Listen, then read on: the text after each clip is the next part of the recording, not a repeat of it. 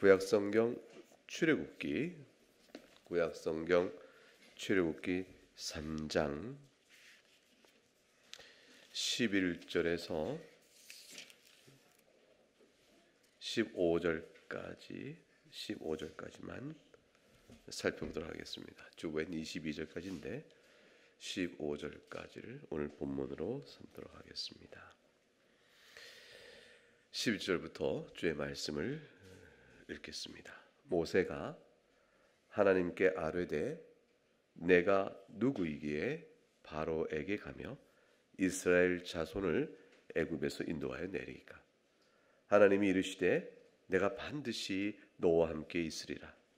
네가 그 백성을 애굽에서 인도하여 낸 후에 너희가 이 산에서 하나님을 섬기리니 이것이 내가 너를 보낸 증거니라. 모세가 하나님께 아뢰되 내가 이스라엘 자손에게 가서 이르기를 너희의 조상의 하나님이 나를 너희에게 보내셨다 하면 그들이 내게 묻기를 그의 이름이 무엇이냐 하리니 내가 무엇이라고 그들에게 말하리이까? 하나님이 모세에게 이르시되 나는 스스로 있는 자니라. 또 이르시되 너는 이스라엘 자손에게 이같이 이르기를 스스로 있는 자가 나를 너희에게 보내셨다 하라.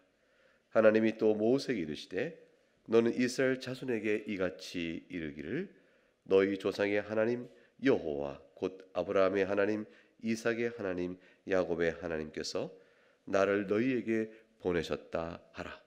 이는 나의 영원한 이름이요 대대로 기억할 나의 칭언이라. 하나님의 말씀입니다. 하나님께 감사합니다. 하나님께서 모세에게 사명을 부여하십니다. 그것이 지난주에 살폈던 오늘 같은 3장 9절부터 10절 말씀에 있는 말씀입니다. 이제 가라.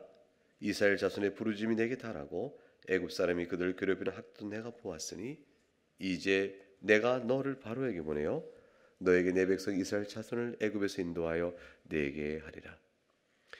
이스라엘의 부르짐을 보신 하나님께서, 그 부르짖음을 들으신 하나님께서, 애굽 사람의 학대를 보신 하나님께서 자신의 백성이요 자신의 아들 같은 이스라엘 백성을 마침내 애굽에게서 이끌어내기로다 일을 하십니다. 이 위대한 일을, 하나님 행하시는 이 위대한 구원의 일을 행하라고 모세에게 사명을 주고 모세를 보내시겠다 하시고, 그럼 그 모세가 그 말을 듣고 어떤 반응을 보일까요? 하나님께서 만약 우리 각각을 누구라도 불러서 이 일을 맡기시겠다 하면 우리가 어떤 반응을 하게 되겠어요? 하나님 좀 못합니다. 제가 누구에게 제가 일을 할 수 있겠습니까? 이 정상적인 반응이 나오게 되어지죠. 하나님께서 단지 나를 불러서 너에게 내가 작은 일 하나 맡기겠다 하더라도 그 맡기시겠다는 작은 일도 우리에게서는 하나님 제가 감당할 수 없습니다. 이 주의 일을 먼저 감당하겠다고 자처하고 자격과 능력이 있다고 말할 자가 사실 아무도 없습니다. 우리가 이제 그 하나님의 말씀을 전하는 복음 전도자의 사역 또는 어떤 그 주의 일이라 생각했던 어떤 일을 하겠다고 나설 때도 우리 안에 자원의 마음을 부어 주셔서 주께서 맡기신 사명의 일이 어떠한 것인지를 살펴 그를 고민하며 기도하며 나가게 되는 거예요. 내가 일을 감당할 수 없다는 사실을 알게 되어지죠. 주의 일을 어떻게, 사람에게 어떻게 복음을 전하여 그를 바꿔낼 수 있겠어요? 어떻게 사람에게 주의 말씀을 듣게끔 하여 가르쳐 그의 심령을 바꾸어 주의 백성으로 이끌어갈 수 있겠어요? 어떻게 완악한 부패한 인간에게 주의 말씀을 전하여 그들을 주의 말씀으로 훈육하고 양육하여 길러낼 수 있겠어요? 이 모든 일은 사실은 조금만 이치를 생각하면 불가능합니다. 할 수 없습니다. 우리가 이제 어떤 주께 맡기신 일 자체에 대한 환경적인 어려움이나 또는 그것을 감당해야 될 책임이 너무 중대함 때문에 그 책임을 감당할 만한 능력이 제게 없습니다. 또 이런 어려운 환경은 제가 견딜 수가 없습니다. 이런 등등으로 우리가 그 일에 대하여 말할 수 있겠지만 더욱 중요한 것은 사실은 하나님이 하시는 일을 사람으로는 감당할 수 없다는 본질상 사역에 대한 성격 때문이죠. 하나님, 이것은 주님께서 하시는 일인데 어찌 감당하겠습니까? 자, 바로에게서 말씀하셨어요. 내가 내 백성이 학대받는 걸 내가 보았고 들었고 내가 이제 분명히 알았으니 내 백성 자손을 애굽에서 인도하는데도 바로에게 보내겠다. 이 바로의 마음을 바꾸어서 이스라엘 백성을 애굽에서 이끌어낸다. 이거는 이 자체가 어마어마한 큰 일이면서 이게 인간적인 측면에서 불가능한 것은 사람 바로의 뜻을 어떻게 돌이킬 수 있겠어요? 그러니까 더군다나 모세는 이 말씀을 들을 때에 단순한 일반적인 하나님의 맡기시는 사역에 대한 겸손함 또는 자기의 무능 그를 고백하는 일반적 고백 외에 그게 상처가 있어요. 모세에게는 40년 전에 자신이 직접 겪었던 큰 상처가 있습니다. 자기 힘으로 바로의 궁의 왕자의 신분으로 무엇인가를 해보려고 했을 때 지금 자기의 처지와 40년 전에 자기의 처지를 비교해보게 되면 인간적 관점에서 누가 능력이 있고 누가 힘이 있고 누가 일을 해볼 만한 준비가 갖춘 자겠어요? 40년 전에 모세죠. 여러분 우리가 성경 한번 찾아보면 사도행전 7장을 한번 열어보면 거기에서 스데반 집사님이 설교하는 가운데서 이렇게 이때 사건 40년 전 바로가 겪은 사건을 사도행전 7장 22절에서부터 이렇게 설명합니다. 22절을 보게 되면 모세가 애굽 사람의 모든 지혜를 배워 그의 말과 하는 일들이 능하더라. 나이가 40이 되매 그 형제 이스라엘 자손을 돌볼 생각이 나더니 한 사람이 원통한 일을 당함을 보고 보호하여 압제받는 자를 위하여 원수를 갚아 애굽 사람을 쳐 죽이니라. 이게 이제 모세의 내적 동기가 무엇인지 잘 보여줍니다. 25절을 같이 읽어볼까요? 시작. 그는 그의 형제들이 하나님께서 자기의 손을 통하여 구원해 주시는 것을 깨달으리라 생각하였으나 그들이 깨닫지 못하였더라. 사실은 모세는 자신이 하나님께서 자기를 통하여 저들을 구원해 주는 것이라는 것을 이스라엘 백성이 깨달을 것이라 생각을 했다. 그래서 그들이 깨달으면 자신을 하나님께 사용하시는 구원의 종으로 쓰는 걸 인정할 것이고 그 이스라엘 백성의 동의와 또 그 인정을 받아서 대표자가 되어 바로에 맞서 싸우는 이런 구원의 사역을 할 텐데 이스라엘 백성 자체가 아직 인정하지 못했다라고 말하고 있어요. 근데 사실은 모세가 스스로 깨닫지 못하는 게 있어요. 아직은 자신이 그 쓰임 받고 있는 때가 아니라는 거죠. 자기의 기대치였어요. 자기 기대치대로 이렇게 하게 되면 저들이 깨달을 것이라 생각했는데 하나님께서 자기를 보세요. 하나님께서 자기 손을 통하여 구원해 주시는 것을 깨달아 생각했으나 언제 하나님께서 자기 손을 통하여 그들을 구원하려고 하셨을까요? 이때 40년 전에 모세를 통해서. 모세가 언제 그런 계시를 받아요? 자기의 생각이에요. 자기 생각이 하나님께서 나를 통하여 이걸 구원해 줄 것이라. 왜냐하면 자신은 자기 엄마의 젖을 먹고 컸어요. 위기의 순간에. 그러니까 모세가 성장하면서 압니다. 히브리의 남자들이 되면 죽이라는 이런 상황이 벌어진 상황 자기가 생명을 어떻게 건졌는가. 그리고 자기 생명이 나일강 갈대 상자에 버려졌으나 하나님의 적극적인 간섭과 섭리로 자기를 길러주는 바로 공주의 마음을 바꾸고 그리고 바로 궁전에서 안전하게 자기 생명을 유지하며 이렇게 많은 학식과 건강한 몸으로 자랄 수 있게 하신 이게 모든 게 하나님의 보호하심을 모세가 깨닫고 그렇다면 이것은 목적이 무엇일까? 내 백성을 구원하는 뜻이겠다라는 자부심과 자각까지 가질 수 있어요. 그런 이제 그 민족 공동체에 대한 교회 공동체에 대한 자기의 일체감은 바로에게 굉장히 심어준 하나님의 신앙의 결과죠. 열매죠. 그러니까 바로는 그런 마음을 가질 수가 있다고요. 그러니까 모세는 그런 마음을 가질 수 있는 거죠. 그 모세가 그런 마음 갖고 이제 내가 한번 해보겠다라고 나설 때 하나님이 나를 사용하신다는 일반적 섭리에 대한 기대치를 자기에게 적용한 거예요. 하나님께서 이스라엘 백성을 애굽에서 구원하실 것이라 그 약속을 성취하기 누군가 일을 해야 한다. 내가 하는 것이다. 그 자신이 스스로 자기를 나서서 하나님이 나에게 그 일을 할 것이라고 자기가 생각한 거죠. 그리고 나서서 그 일을 직접 했어요. 했는데 이스라엘 백성이 깨닫지 못하고 있다. 그 결과는 어떻게 됩니까? 출애굽기 보게 되니까 네가 애굽 사람을 어제 죽인 것처럼 나도 죽이라느냐 라고 나서는 말하는 모세가 두려워서 결국 도망가게 되어집니다. 하나님께서 부르신 모세의 때가 아니었어요. 모세 스스로 짐짓 나섰던 겁니다.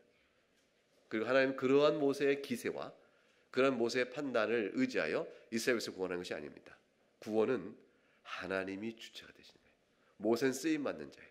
쓰임받는 모세는 부르심을 받을 때까지 기다려야 했다는 것이에요.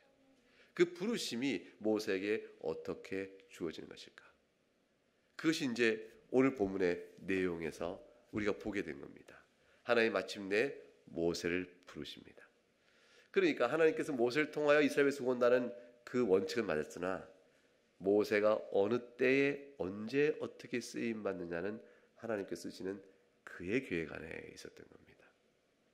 하나님께서는 참 모세가 약하게 되었을 때 인간적으로는 더 이상 그의 인생에 무슨 선한 것이 있겠고 그의 인생에 무슨 소망과 새로운 걸 볼 수 있겠나 싶은 때에 하나님은 일을 시작하셨습니다. 사실 주의 일을 해나가는 때는 나이가 사실 관계없죠. 어느 때라도 각기 소임받아 하나님께서 부르심이 강력하고 그 순종에 자원한 마음을 부어주시며 기회와 기도 가운데서 주께서 이끌어내심이 분명하게 되어지면 그때 가면 사실 누구라도 할 수 있죠. 60에 헬라어를 배워서 신약 성경을 이렇게 읽어내는 사람, 주의 뜻을 위해서 80에 그 원어를 공부해서 성경을 읽어내는 사람, 번역하는 사람, 그것도 가능한 거예요. 그 주의 부르심의 때는 각각 되어서 글을 필요한 것 쓰기도 하십니다. 하나님께서는 결국 인간의 형편과 능력을 따라 쓰시는 것이 아니고 주께서 원하시는 때에 쓰십니다. 모세는 결국 내가 누구의 이 일을 감당할 수 있겠습니까? 라는 말 속에 40년 전에 자기가 하고자 했으나 받았던 상처, 그리고 모세가 긴 세월 속에 깨달았던 인간의 전적인 무력함, 그 자기는 아무것도 아니라는 사실에 대한 처절한 낮음, 그것이 모세에게 경험되어진 때에 하나님이 부르시자 모세는 그렇게 하나님께 부를 수밖에 없는 겁니다. 주여 내가 여기 있사오니 나를 쓰소서라고 바로 나서기 이전에 자기 안에서 스스로 자신을 돌아보는 깊은 성찰의 시간들을 모세는 가졌겠죠. 그런 모세의 마음속에 하나님이 나타나셨을 때 당신이 누굽니까? 가나안 땅의 하나님입니까? 아니면 우리의 하나님입니까? 등등 하나님에 대해서 묻진 않아요. 그러니까 이 모세의 이 대화 속에는 하나님께서 내가 아브라함의 하나님이다 했을 때 바로 아브라함의 하나님이 어떤 분인지 아는 모세로서는 그 미디안 광야 목동치는 긴 40년 세월에 인생을 돌아보며 약속과 언약의 하나님을 한 번도 잊은 적이 없음을 우리에게 보여주는 것이죠. 그 속에 가졌던 품은 오랜 시간의 인고의 세월 속에 인내하며 지내었으나 기도했던 모세를 우리가 이렇게 생각해 볼 수 있어요. 모세는 그러니까 굉장히 낮아지고 이렇게 80이 된 노인까지 이르는 시대에 되었지만 그 마음속에 하나님을 잊은 적은 없었다. 이런 것을 알 수가 있습니다. 그럼 모세의 낙심어린 말이죠. 하나님, 제가 누구이기에 저 같은 자가 바로에게 가며 내가 누구이기에 이스라엘에서 애굽에서 인도낼 수 있겠습니까? 하나님께서 12절에 답을 주십니다. 하나님의 응답이 나옵니다. 12절 응답은 두 가지 내용입니다. 첫째 내용은 뭐냐면 내가 반드시 너와 함께 있을 것이라. 이 말씀의 응답의 첫 번째 내용은 뭘 뜻할까요? 내가 너에게 사명을 줘 너를 보내지만 네가 하는 일이 아니라 내가 하는 일이다 이거예요. 그러니까 하나님께서 바로에게 가서 이스라엘 백성을 애굽에서 끌어내도록 하도록 내가 너를 보내지만 너는 심부름꾼이요 내가 보내는 자요 내가 너를 사용하는 것이지만 이 모든 일의 시작과 끝은 내가 결정한다.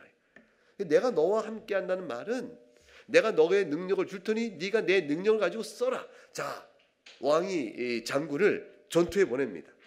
전장터에 보냅니다. 이제 대장군은 가서 싸우라. 적군을 물리쳐라. 자, 가져와라. 애들이 이제 왕궁 저 보물 창고에서 하나 탁 보고매. 장군은 받아라. 이걸 내가 너에게 주노니 이걸 가지고 전권을 시와 병력을 휘둘러 물리치라 하고 보배를 탁 받아. 이 보검은 한 번 휘두르면 500명이 죽는 보검에 위력이 되는 그런 보검에 비밀의 검에 그 다 신종 무기를 줬어요. 그거 갖고는 뭐 1만 명이 와도 500명이니까 이 수번만 흐들면 딱 10,000명, 수번 흐들면 10,000명 군사가 다 없었죠. 이렇게 신비한 무기를 받아 주는 거예요. 왕이 이 무기를 줄 테니 너는 백전백승할 것이다. 이렇게 내보내는 파송식이 아니에요. 모세에게 내가 너와 함께하리라는 말은 모세가 하나의 능력을 받아 능력을 수단으로 하여 모세가 힘껏 자기가 싸움의 주체가 되고 기승전결을 맺는 사람이 되도록 하겠다. 그것이 아니에요. 너는 여전히 연약할 것이며 너는 너 자신은 여전히 보잘것없겠지만 내가 너와 함께함으로 너를 통해 나타나는 역사가 너도 이해하지 못할 일 내가 하겠다는 거예요. 처지 하나님의 주권적인 역사를 보여주는 거예요. 내가 하겠다. 그러니 네가 스스로 너를 돌아볼 것이 아니요 나를 믿으라는 것이. 그러니까 하나님의 사명을 위임받는 사람이 의지할 것은 자신이 아니에요. 하나님의 능력을 믿는 것이에요. 하나님의 뜻을 믿는 거예요. 이건 하나님이 분명히 원하신 일이다. 이건 분명히 하나님이 행하라는 일이다. 이건 하나님이 기뻐하신 일이다. 그러니 내 마음속에 이 일을 향한 소원과 마음을 주셨은 뜻이 하나님이시라면 나는 주님 믿고 갈 따름 내가 무엇이라고 무슨 일을 하겠는가? 내가 무엇이라고 결과를 내겠는가? 이렇게 생각해야 되는 거죠. 주님 의지하는 것이죠. 그러니 연약한 자 들어 쓰시는 거죠. 하나님께 보낼 때가 있어요. 인간적으로 능력이 있고 잘난 사람은요 절대로 안 가는 곳이 있다니까요. 절대로 안 가는 곳. 어느 한 목사님이 교회에서 큰 문제가 생겨가지고 어떤 문제가 생겨서 교회에서 쫓겨났어요. 교회 쫓겨난 말이 좋은 편인가요? 어쨌건 교회를 나오게 됐어요. 나오게 된 이 목사님이 그 다음부터는 예배는 드려야 되는데 상당히 알려진 분이라 이 교회 저 교회 가서 예배드리기 어려워요. 그러니까 이분이 선택한 건 뭐냐면 시골 교회를 찾아. 시골 교회를 구석구석. 그때 이분이 깨달은 게 있어요. 상당 기간 동안 그러면서 깨달은 게 있는데 그게 뭐냐면 내가 이 일을 겪음으로 비로소 이 교회를 찾아가니 내가 이 일이 없었다면 이 산골 교회를 내가 찾아오기나 했겠냐? 내가 염두나 뒀겠느냐? 주님께서 이 작은 산골 교회를 내가 매주 찾아다니게 하심으로 인하여 그 일을 위해 나를 이 일을 겪게 하셨구나. 그래서 자기가 잘 낮아진 마음에 그 경험들을 쌓아나가요. 굉장히 중요한 의미에서 하나님께서는 어떤 사람을 낮추셔서 낮은 곳을 보내기도 하시고요. 어떤 일을 들어 쓰셔서 필요한 곳에 보내기도 하시고. 사람 볼 때는 높아지고 크게 쓰임이 있지만 하나님께서는 적재적소에 쓰시는 거예요.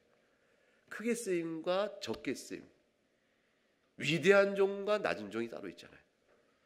하나님께서는 적재적소에 그 분을 최대한으로 쓰고자 하시는 것이죠. 그러니까 주님께서 구하시는 것은 맡은 자에게 구할 것은 오직 뭐밖에 없다고 그래요? 충성이라 하시는 거예요. 충성 외에 주님이 기뻐하실 것이 따로 없어요. 그거로 사역자는 소명으로 사는 거예요. 그러니까 달란트가 하나든 둘이든 다섯이든 주님께서는 착하고 충성된 자를 보실 따름이에요. 그러니까 모세에게 충성됨을 보고 기대할 따름. 모세의 능력도 아니요. 모세가 기대할 다른 자신에게 있는 게 아니에요. 하나님 능력 주셔서 네가 내 능력 갖고 네 마음대로 해라. 이것이 아니에요. 사도들에게 신유의 은사를 주고 귀신을 내쫓는 축사의 은혜를 주시지만 사도들은 오직 하나님의 능력만을 의지할 따름인 것이지 자기의 능력으로 뭘 하는 것은 하나도 없는 거죠. 세상에 오늘날 자신의 능력 받아서 내가 능력으로 귀신 쫓겨준다고 하는 사람들이 있어요. 어떤 사람이 내가 하나님께 능력 받았으니 내 능력으로 병을 고치겠다는 사람이 있어요. 전부 잘못된 관점이죠. 하나님 주신 은사를 하나님의 기도의 힘으로 행하는 모든 일은 내 것이 없어요. 다 주님의 것이요. 주께서 행하신 일이죠. 특별히 영적 사역이다. 하나님 행하신 모든 일은 특별히 더 그런 것이죠. 그러니까 주님께서 얘기하셨어요. 모세에게 준 답은 뭐냐면 내가 반드시 너와 함께 하시라. 이 말씀은 모세에게 어마어마한 위로가 되죠. 우리 똑같은 위로를 받잖아요. 그게 뭐예요? 예수님께서 제자를 두고 떠나 승천하실 때 내가 너희를 떠나서 너희는 나 있는 곳에 오지 못한다. 내가 죽으리라.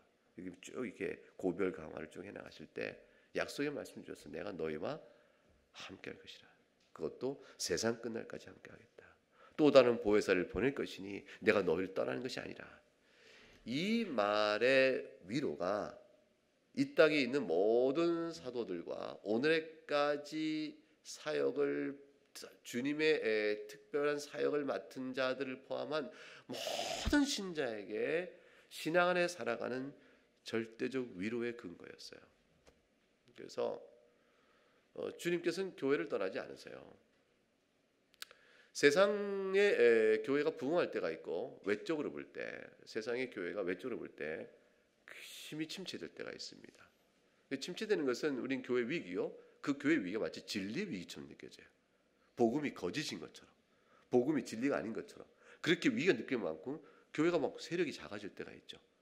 그러나 주님께서는 절대로 그 교회를 떠나지 않으세요. 교회가 외적으로 막 부흥할 때가 있어요. 그때는 뭐 교회 하나만 다 진리 같죠. 그러나 거짓도 막 섞여 있는 것이죠. 그땐 뭐 오만 이단 사설이 다 들어오죠. 먹을 게 많으면 거짓된 자가 섞이는 겁니다. 줄인 곳에 누가 거짓된 자가 들어가겠어요? 결국 그렇게 돼서 커지나 그러나 외적으로는 부흥하나 그 가운데도 주님이 함께 하신 것은 적을 수가 있는 것입니다. 어디나 주님께서는 참된 주의 일을 부른 자들을 떠나지 않으십니다. 그의 사역과 함께 있고 그의 믿음의 생활에 함께 하고 계세요. 이게 이제 모든 신앙인의 큰 위로가 되는 것입니다.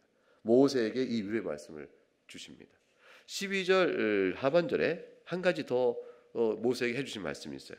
12절 하반절에 뭐가 있냐면 네가 그 백성을 애굽에서 인도해 낸 후에 내가 이 산에서 너희가 이 산에서 하나님을 섬기려니 이것이 내가 너를 보낸 증거니라 그랬어요.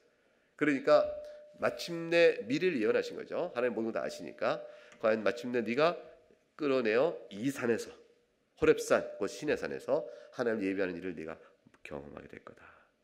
이것이 내가 너를 보낸 확실한 증거가 된다. 주님이 증거를 뭐로 하셨냐면 사역의 진정성이에요. 그러니까 사역의 열매란 것을 세상 사람이 보는 식의 성공적 관점이 아닙니다. 이거는 말씀하신 내용의 성취입니다. 내가 너와 함께 할 것이며 내가 너에게 이루겠다고 약속하신 일이 너를 통하여 이루어진 일을 네가 볼 것이다 그랬습니다. 그러므로 우리에게 있어서는 하나님이 보내심의 사후적 증거가 있는 거예요. 그것은 마치 이와 똑같습니다. 하나님께서 죄인을 불러서 그를 구원케 하신 자에게 열매를 보겠다 하셨어요. 그래서 나무마다 열매를 맺는다 하시고 열매가 없는 나무는 이렇게 얘기했어요. 그 좋은 열매를 맺는 자마다 이렇게 얘기했어요. 그러니까 그 말씀은 구원하심의 목적은 그를 죄 중에서 변화시켜 심령을 바꾸어 하나님이 원하시는 거룩과 그 원하시는 목적대로 이끌어 가시는데 이 목적의 실행이 연약하다 할지라도 드러나게끔 반드시 하신다는 거예요. 그것이 이제 그의 신자됨을 부르시는 하나님의 사후적 증거예요. 이걸 언제 보냐면 평생에 걸쳐서 봐야 돼요. 평생에 걸쳐서 결국에 무릎을 주 앞에 꿇고 회심의 모습을 드러내며 그래서 마음 영혼 깊은 곳에서 입술이 아니라 마음으로 주 앞에 주님을 사랑을 고백하는 그러한 진정성을 마침내 보게 하십니다.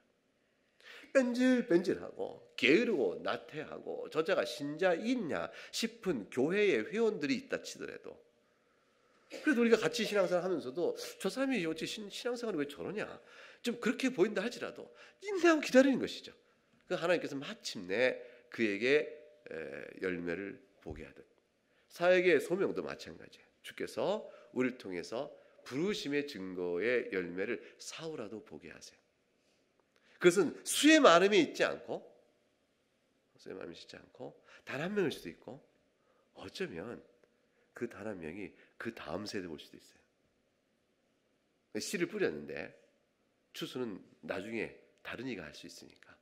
씨를 뿌리는 이와 물 주는 이와 자라게 하시와 거두는 각각 다룰 수 있으니까. 그러나 열매를 보게 하십니다. 그게 사역자 부르신 열매죠.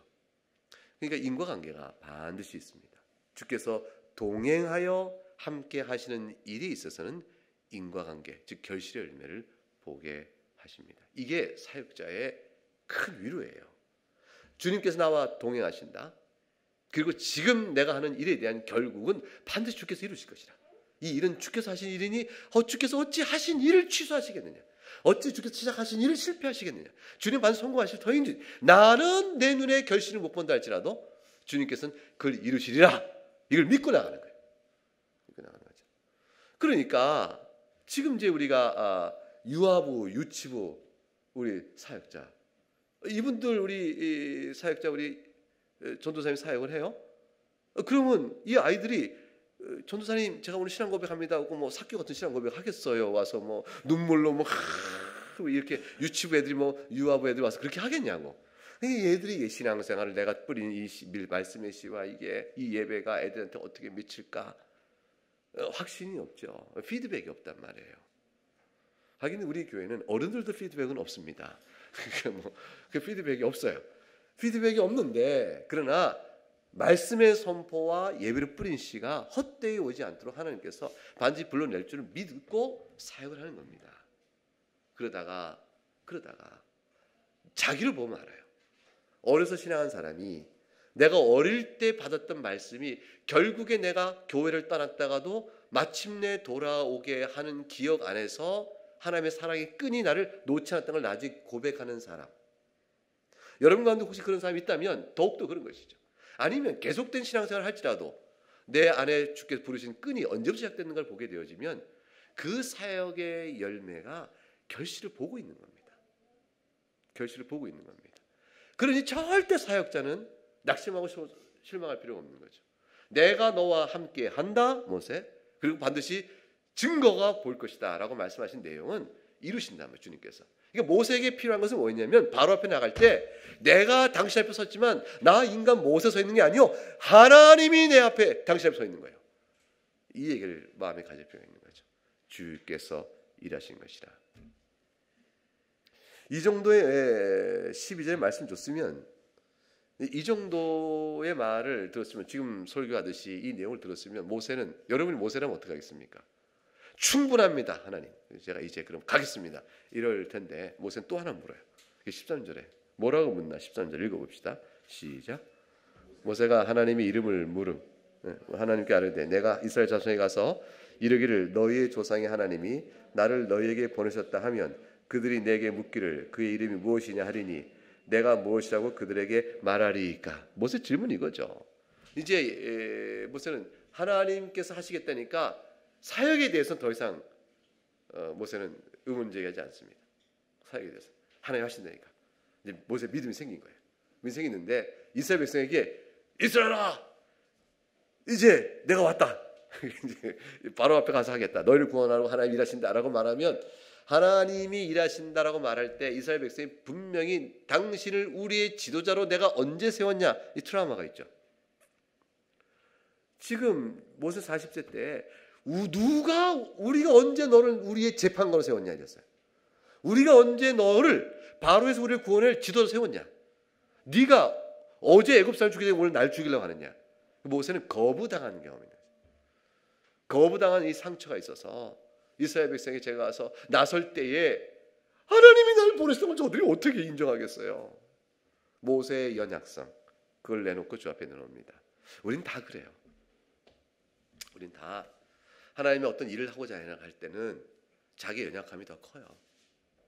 그리고 상처도 나오고 두렵고 그래서 그 부분이 해결되지 않으면 나서지 못하죠. 모세는 똑같은 인간입니다. 연약하게 자기 그 부분을 내어놓습니다. 그렇다 이제 하나님이 답변을 주세요.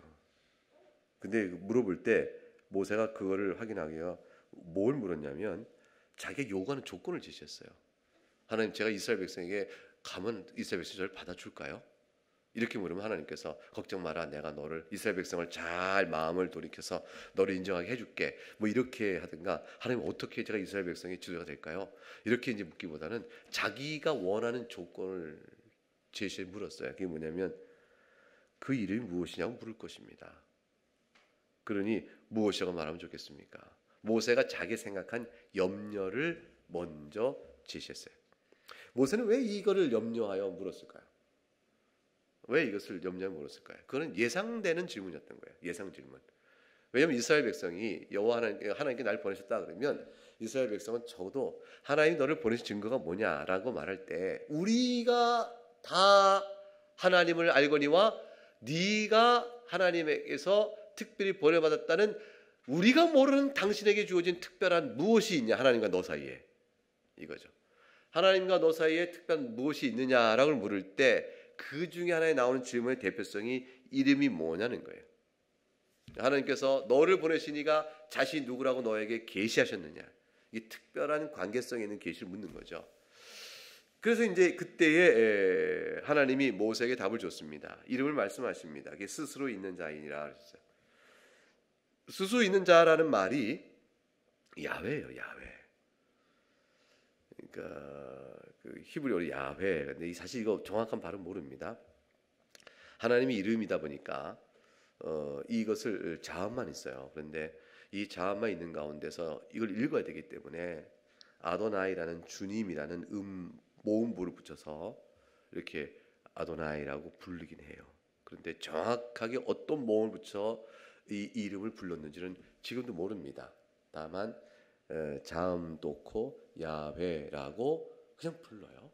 그리고 이거를 직접 일컫기가 하나님의 거룩한 이름을 입에 오르게 모아요 아도나이로 됐고, 아도나이로 되어 있는 것이 신약성의 헬라어 번역에는 전부 이게 주로 번역됩니다. 그래서 영어 번역에 LORD, 로드라는 대문자 쓰여 있는 것은 이 아도나이, 이 야훼에 대한 구약 성경의 번역 부분들이에요.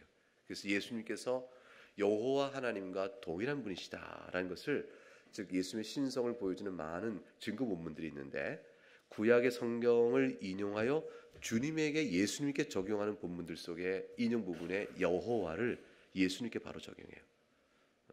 그래서 여호와가 아도나이고, 아도나이란 말은 그 히브리어 뜻으로 주님이거든요. 헬라어로 큐리오스, 주님으로 되어진 부분이 구약 성경의 인용에 적용해 볼 때는 여호와예요. 그 예수 그리스도에게 큐리오스를 적용할 때 예수님을 바로 여호와의 예언적인 성취로 보는구나. 그럼 예수 그리스도의 신성에 대한 중요한 증거 부분이 되어지는 것이죠. 여호와는 그래서 성부, 성자, 성령 가운데 성부 하나님을 가리키기도 하고요, 성자 하나님을 가리키기도 하고, 성령 하나님을 가리키기도 해요. 그러니까 여호와는 그 자체가 성부에게만 적용되는 것이 아니에요. 성삼일체 하나님을 가리키는 것이에요. 그러므로 그것은 때때로는 신성을 뜻한다고 적용할 수도 있고, 신학도 풀이할 수도 있고, 위격 중에 어느 부분을 다 가리키기도 하니까 결국 하나님이라는 부분을 가르친다, 이렇게 얘기할 수 있는 겁니다. 여호와 하나님을 잘 드러내셨어요. 근데 그 뜻이 스스로 있는 자라고 이렇게 풀이가 되어집니다. 이 말 뜻이 그거예요. 나는 내가 있는 바대로 있는 자니라. 이거는 지금 현재 그랬을 뿐 아니라 자신의 의지예요. 앞으로도 있고자 하는 대로 있을 자니라. 과거에도 그렇고 현재도 그렇고 미래도 있고, 내가 있는 대로 있는 자요, 앞으로도 있을 대로 있는 자요, 과거에 내가 있던 대로 있던 자라. 그래서 하나님께서 자신의 존재의 어떤 특별한 성질을 포함하는 거로 이름을 주셨어요. 여기서 스스로 있는 자라는 것은, 따라서 이제 우리가 여호와라고 한다 했을 때, 발음했을 때, 그것은 하나님의 고유 명사입니다. 나는 이름이 뭡니까? 물었을 때 내가 스스로 있는 자니라라고 말씀하셨기 때문이죠. 이 여호와라는 이 스스로 있는 자라는 이 여호와라는 이름은 구약성에서 제일 많이 나와요. 하나님께 굉장히 중요하게 사용하신 이름입니다. 6828번, 6828번, 6828 이렇게 세야 맞는 거죠. 맞나요?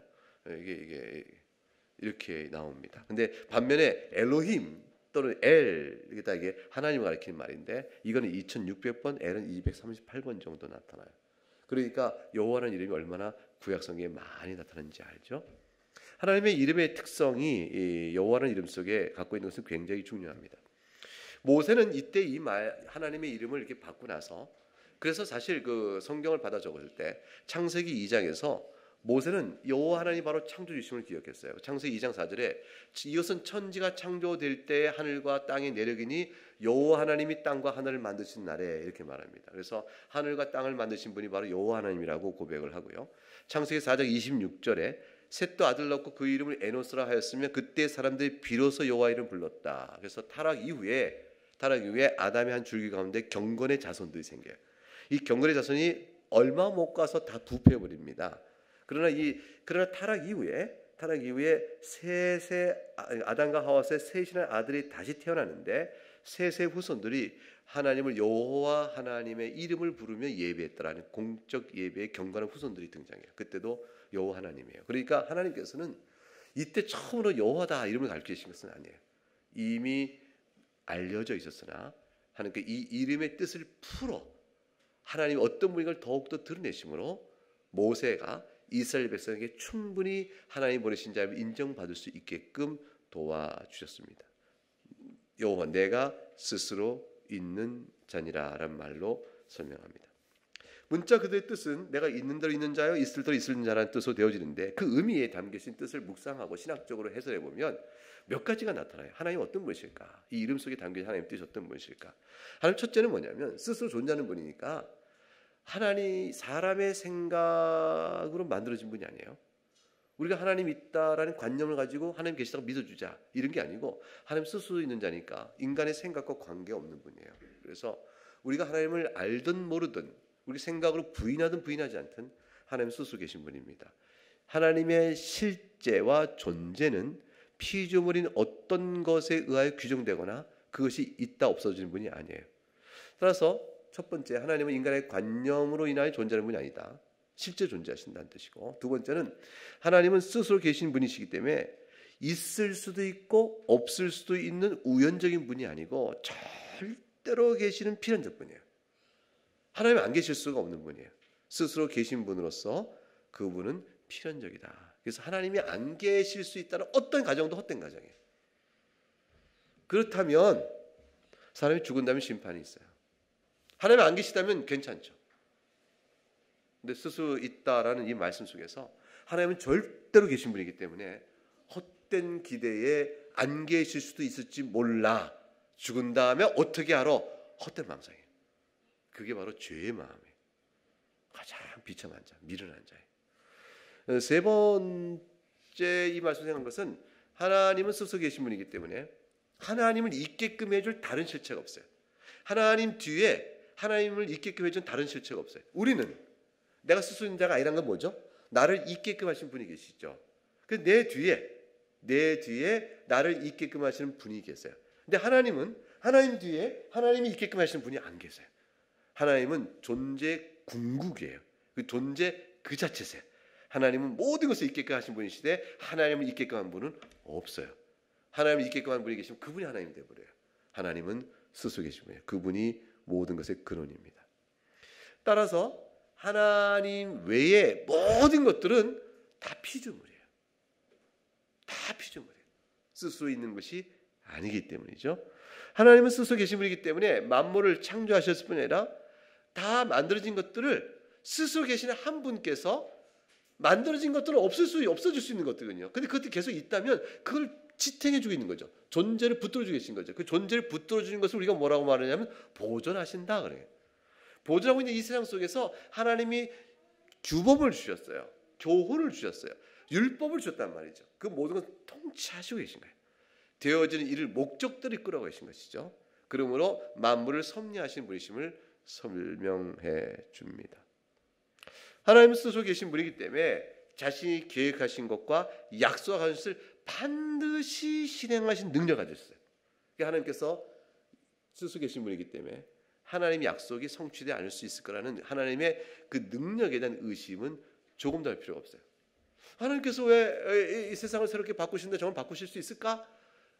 죽은 자가 다시 살아나는 부활의 일이 과연 마침내 있을까? 이 모든 일의 의심은 다 하나님 스스로 있는 자라는 사실을 몰라서 그런 거예요. 하나님을 몰라서 하는 얘기들이에요. 하나님은 그걸 다 이루실 만한 능력이 있으시고요. 또한 하나님은 스수인자이기 때문에 하나님이 계획하신 것을 이루실 일을 방해할 어떤 존재도 없고 좌절시킬 어떤 존재도 없어요. 그렇기 때문에 하나님 자신도 자신의 계획을 처리하지 않으시고 하나님의 뜻을 좌절시킬 어떤 세력도 없기 때문에 하나님의 약속은 신실하게 지켜져요. 주님 다시 오십니다. 주님 다시 오십니다. 이것이 우리가 믿는 하나님이에요. 하나님은 자신을 이런 분이라 우리에게 말씀해 주셨어요. 그리고 오늘 본문 마지막 15절에 이렇게 얘기하셨습니다. 자, 같이 읽어보십시다. 시작. 하나님이 또 모세에게 이르시되 너는 이스라엘 자손에게 이같이 이르기를 너희 조상의 하나님 여호와 곧 아브라함의 하나님 이삭의 하나님 야곱의 하나님께서 나를 너에게 보내셨다 하라. 이는 나의 영원한 이름이요 대대로 기억할 나의 칭언이라. 주님께서 모세에게 말씀하십니다. 그런데 이 하나님은 본인은 예전부터 있던 하나님이라고 얘기하세요. 지금 갑자기 새롭게 출현한 하나님이 아니다. 아브라함과 이삭과 야곱의 하나님이요. 그것은 아브라함과 이삭과 야곱이라는 것은 너희 조상 때로부터 하나님이야 라는 것을 말하는 사실 하나와 역사 속이죠. 뿐만 아니라 중요한 게 있어요. 아브라함과 이삭과 야곱과의 관계 안에서 행하신 약속이 있는 하나님이라는 거예요. 언약의 하나님이에요. 내가 아브라함에게 약속한 바를 이루는 하나님이라. 당연하죠. 신실하고 반드시 이루실 능력이 있으신 분이시니까. 그래서 아브라함과 이삭과 야곱에게 약속한 것을 내가 지키겠다. 그 약속을 내가 이루겠다 하시는 뜻을 담고 있어요. 그러니까 내가 너를 보내는 것은 아브라함의 언약을 실현하기 위한 것이라. 그거예요. 그 모세 두려워하지 말고 가라. 나의 영원한 이름이요. 그 다음에 기억할 나의 칭언이라. 무엇이? 여호와가. 여호와의 이름은 영원하니까 변하지 않죠. 그러니까 이건 확정적인 이름이요. 이 이름을 통하여 너희가 꼭 알아야 될 것이 있다. 그게 뭐냐면 기억할 나의 칭언한 표현인데 영원한 이름이 여호와라는 말 통해서 꼭 기억할 것은 뭐냐면 이 이름을 통해 내가 아브라함과 이삭과 야곱에게 언약한 것을 반드시 잊지 않고 있다는 사실을 너에게 기억나게 해주는 이름이라 그 말이에요. 내가 여호와라는 것은 그리고 내가 너에게 말하기를 아브라함과 이삭과 야곱의 하나님이라고 너에게 일깨워 주는 것은 내가 이 이름으로 이 영원한 나의 이름으로 내가 아브라함의 언약을 잊어버린 자가 아니요 결코 이삭과 야곱의 언약을 잃어버릴 자가 아니라는 사실을 너희에게 기억나게 해줄 그런 이름이라 이렇게 얘기해 주신 거예요. 그래서 여호와라는 이름을 볼 때마다 아브라함과 이삭과 야곱의 하나님 결코 우리를 잊지 않으신 하나님 그걸 기억나게 해준다는 거죠. 그럼 우리 똑같은 하나님 믿고 있잖아요. 똑같은 하나님 믿고 있잖아요. 그럼 우리에게 여호와 하나님을 생각할 때마다 우리에게 어떤 약속이 확정될까요? 영원토록 예수 그리스도 안에서 이루시는 교회의 안정성과 구원의 확정성이죠. 하나님께서는 결코 우리를 잊지 아니하신다. 이거에 대한 마음의 확정을 우리에게 주시는 겁니다. 이것이 우리 하나님의 이름, 여호와 하나님 이름 안에서 우리에게 주어진 일이니까 여러분 절대로 하나님 이름 앞에서 하나님이 나를 잊으셨을까? 나를 보지 않으셨을까? 나를 붙들지 않으셨을까? 걱정하고 의심하고 그럴 필요가 없는 겁니다. 이스라엘 백성에게 여호와 이름을 다시 상기시킴으로 이 하나님께서 이 이름을 통하여 내가 너의 언약한 것을 반드시 잊지 않는 자임을 너희로 하여금 기억나게 해줄 나의 이름이라 그렇게 하셨어요. 이게 일종의 약속의 증표 같은 이름이라는 거예요. 이거 보면 가령 우리가 여행 가면 기념품 사오잖아요. 기념품 사오면 그 기념품 보면 여행 추억이 떠오르잖아요. 그리고 안 갔다는 사람에게 너도 여기 있네 이렇게 사진 하나 찍어서 이 기념품에 이렇게 탁 새겼어요. 안 갔다 여기 있네 기억나게 한단 말이에요. 기억나게 그와 똑같아요.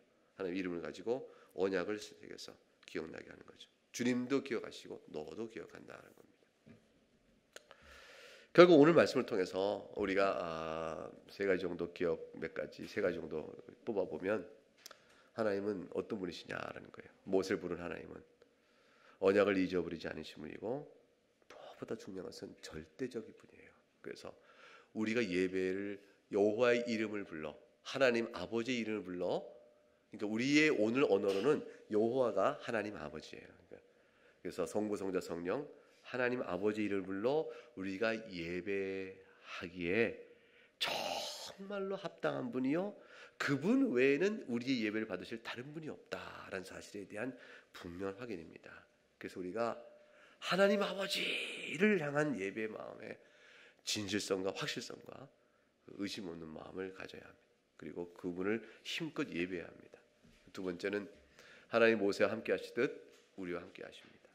이 사실 끝까지 잊지 않아야 돼요. 예수 그리스도께서 이것을 친히 말씀하셨고 보혜사 성령을 보내 우리와 함께 하셨으므로 우리와 함께 하신다. 우리와 약속을 걷게 잊지 아니하신다. 내 평생 가는 길을 인도해 주시고 주의 말씀을 사랑하여 마음판에서 마음과 뜻과 힘을 다해 주를 사랑한 자를 주께서 절대로 버리지 않으세요. 왜냐하면 주를 사랑하는 그 마음이 주님이 주시는 마음이기 때문에 주님이 택하여 부어주신 그 마음을 주신 자를 주께서 어떻게 잊겠어요? 자신이 한 일을 어떻게 잊어버리시겠어요? 자신이 한 일을 잊어버리지 않으세요. 주님은. 그래서 우리가 끝까지 함께 하신다. 그리고 그리하여 마침내 죄의 세력에서 우리를 끊어내실 뿐 아니라 죄의 비참함에서 우리를 건져주신다. 죄의 비참함, 영육간의 비참함, 육체의 정욕과 죄의 정욕에서 우리를 마침내 끊어주시고 마침내 우리를 밝은 빛 가운데 어둠이 없는 완전한 거룩함을 이끌어 가주신다. 그 약속이 우리에게 이루어지는 겁니다. 이 세상에 먹고 사는 모든 인생의 질과 슬픔에서 우리를 건져주세요. 계시록에 나와 있잖아요. 다시는 슬픔과 눈물과 아픔이 사망이 없다. 그 약속을 반드시 이루어줄 뿐이라는 사실을 굳게 믿으시고 오늘 사는 인생의 한 대목에서 한 마디에서 여러분이 겪고 있는 어떤 두려움이나 의심이나 흔들림이나 그것도 주님 기도하고 나가시면 돼요. 말씀 붙들고 그저 기도하고 사세요. 기도의 무릎에 여러분의 위로를 주께서 베풀어 주실 것입니다. 네, 찬송하겠습니다.